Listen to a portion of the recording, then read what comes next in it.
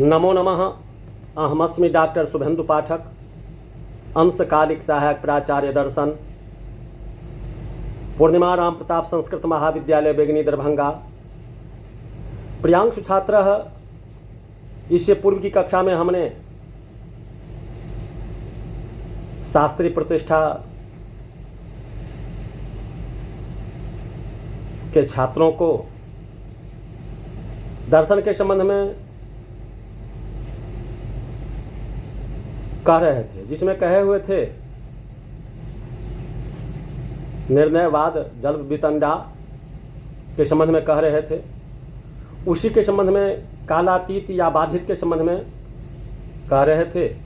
तो आज उसी के संदर्भ में कहने का प्रयास कर रहे हैं। तो प्रियांशु छात्र, शब्द वृत्तित्य येन प्रतिषेध हेतुश्छलम तत्र त्रिविधम अविधान पर्योपचार वृत्तित्य भेदात। शब्द की विभिन्न वृत्तियों को हटाकर जिसके द्वारा किसी की बात का विरोध किया जाए वह छल है। न्याय सूत्र के अनुसार किसी द्रव्य के वैकल्पिक अर्थों के आधार पर वक्ता की शक्ति का खंडन करना छल है। वक्ता किसी विशेष अर्थ में किसी शब्द का प्रयोग करते हुए कोई बात कह रहा है, उसी समय छलवादी उस शब्द का दूसरा अर्थ लगाकर कहता है कि ऐसा कैसे होगा। छल के 3 भेद हैं, जिसमें कहते हैं जो अभिधान वृत्ति का आश्रयत्व, उलटना, तात्पर्य वृत्ति का व्यत्यय तथा उपचार वृत्ति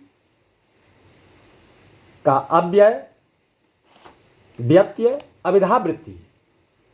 तो प्रियांशु छात्र, अभिधा वृत्ति के व्यत्यय से छल तब होता है जब किसी वाक्य में ऐसा शब्द दिया जाए जिसके कई वाच्यार्थ या मुख्यार्थ हो तथा उसके दूसरे अर्थ का दृष्टि में रखते हुए वाक्य का खंडन करे। इसे ही न्याय सूत्र में वाक्छल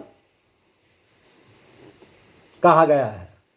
जैसे कोई कहे कि यह छात्र नव कंबल से युक्त है, उनके कहने का अभिप्राय है नए कंबल से। अब चूंकि नव का अर्थ तो 9 संख्या भी है, इसलिए छलवादी वाक्य काटता है कि इसके पास नव कंबल कहाँ से आए। इस दरिद्र को तो एक भी कंबल दुर्लभ है। तात्पर्य वृत्ति के व्यत्यय से होने वाले छल में एक ही शब्द के तात्पर्य के भेद से कई अर्थ होते हैं तथा एक तात्पर्यार्थ का दूसरे तात्पर्यार्थ से प्रतिषेध करते हैं। जैसे सामान्य अर्थ में कोई कहता है कि ब्राह्मण में विद्या होती है। अब छलवादी उसका तात्पर्य यह समझकर कि सभी ब्राह्मणों में नियमतः विद्या होती है, इस उक्ति का निषेध करता है कि ब्राह्मण में विद्या कैसे संभव है, मूर्ख ब्राह्मण भी तो होते हैं। इस प्रकार सामान्यार्थ को विशेषार्थ से लेकर छलवादी बात काटता है। इसे न्याय सूत्र में सामान्य छल कहा गया है।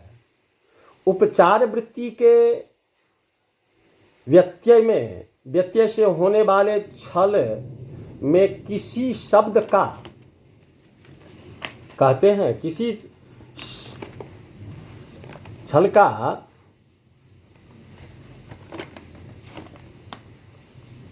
लक्ष्यार्थ में प्रयोग देखकर छलवादी उसे वाच्यार्थ से लेकर बातें काटता है। जैसे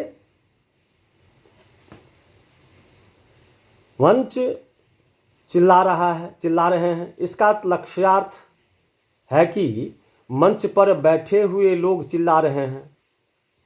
अब छलवादी इसे वाक्यार्थ में ही लेकर कहता है कि अचेतन लकड़ी के बने मंच कैसे चिल्ला सकते हैं। इति। तो प्रियांशु छात्र आज की कक्षा में शास्त्रीय प्रतिष्ठा के छात्रों के लिए बस इतना ही।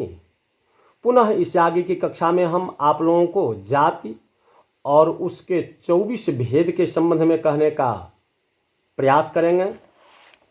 इति।